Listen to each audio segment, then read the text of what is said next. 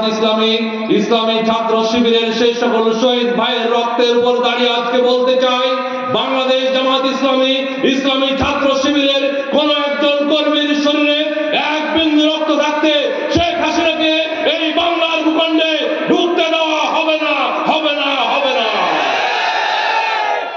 প্রিয় ভাইরা, বাঁশঝাড় দেখেছেন? বাঁশঝাড় পিছনে আছে, একটা বাঁশ কাটা হয়েছে, কিন্তু বাঁশের থেকে যে বাঁশ তৈরি হয় তেড় উঠানো হয়নি, ঠিক কিনা?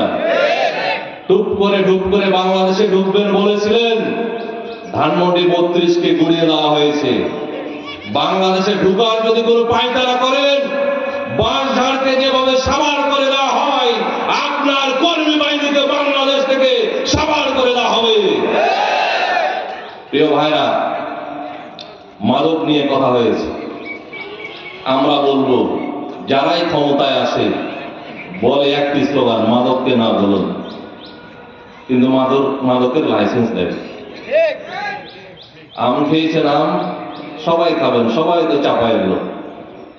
আম কাটার পরে গামলাতে যদি আম রাখেন আর ঢাকনা দিয়ে যদি না ঢাকেন, আসবে মাছি? আসবে?